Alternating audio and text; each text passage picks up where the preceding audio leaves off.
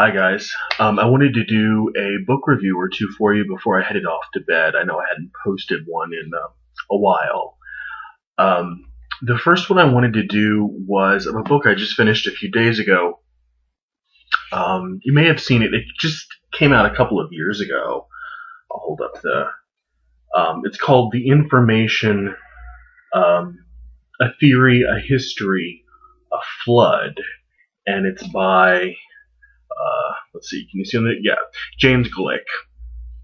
You may recognize James Gleick's name if you do much reading in American science journalism or American more popular history writing. He's written a number of books, but he also writes magazine articles and things like that. He wrote a biography of Richard Feynman, the Nobel Prize-winning American physicist. He wrote a book called Chaos, which sort of introduces chaos theory to a broader, more popular audience. And he also wrote a really, really short book on the life and work of Isaac Newton, which I also read and will mention in this review. But when you glance over some of the lower ratings of this book, I found that most people have already sort of hit upon the major points of why I found it kind of an unsatisfying reading experience. And there were a few reasons why. To begin with, the title and the actual informational content of the book don't really seem to go together. There is a lot of information, don't get me wrong, but there's a lot of biographical information, just a lot about people's lives and people's work, instead of the focus on trying to draw a single thread, two or three ideas throughout the entire book.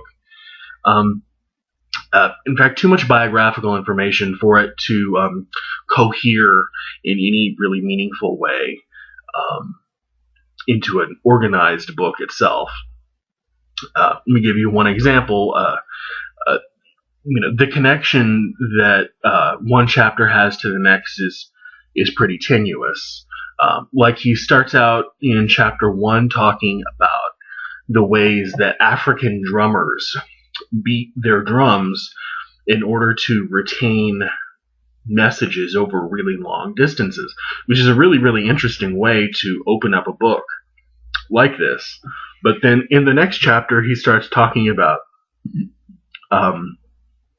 a history of early English dictionary making, and doesn't really explain why why he changes subjects so abruptly. And then in the chapter after that, he follows with the sort of chapter-long history of the work of Charles Babbage, who's usually, if you don't know his name, he's considered one of the founders of modern computing. And also Ida Byron Lovelace, who just happened to be Lord Byron's daughter and worked with Charles Babbage and was quite an impressive genius in her own right, and helped him build two machines called the difference machine and the analytical machine. But again, I mean, this is just totally, first we're talking about drums, and then it's dictionary making, and now it's Charles Babbage and Ada Lovelace. So it's a little confused. And connecting them, there is something there, but it's really only the thinnest of threads. It's the work of Claude Shannon. Claude Shannon is sometimes considered another father. He's the father of information theory. Which isn't even really covered until the second half of the book. So because of this, I mean, you end up getting this book that's really a mile wide and an inch deep. And I mean, is it just me, or does most non-technical science or technology-oriented writing, including this book, read this way?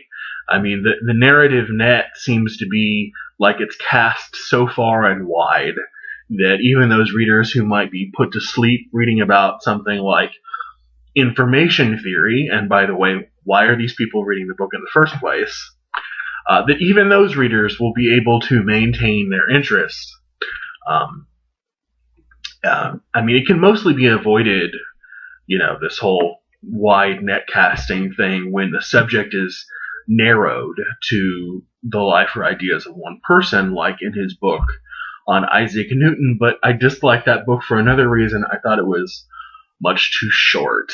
So I guess when it comes to James Gleick and his science writing, we just are having some problems. But to give you the sense that this book wasn't fun to read would be really unfair. If you have a really broad interest in science and you're just interested in a number of things, this would be a great place to go for just sort of a general discussion of things like the birth of telegraphy, the telegraph, the birth of statistical mechanics and physics, and the concept of entropy or growing disorder in mechanical systems and the universe as a whole, and the rise and difficulties with things like quantum computing. And it's just that the star of the show, the history of how information has actually been treated as information, just sort of suffers. I picked it up for a couple of reasons.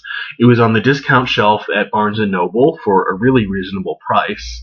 And by the way, if you can get it for $5 or $6 like I did, I would still probably suggest that it's worth the money, because there's just a lot of history in it, and there's a lot of fascinating people who did fascinating work. And two, I felt that my knowledge of information theory would probably be a little insufficient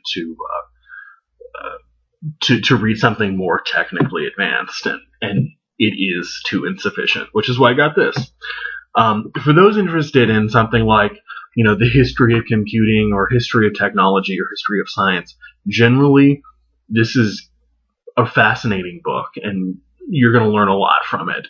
But anyone like me who was expecting, something a little more tightly focused around the ideas of people like Claude Shannon and Norbert Wiener, and their colleagues, and the developments of fields like, of course, Claude Shannon did information theory, Norbert Wiener did cybernetics in the 40s and 50s. People looking for something a little more narrowly focused are just going to walk away a little disappointed. But for the general reader, you could do a lot worse. The Information by James Gleick.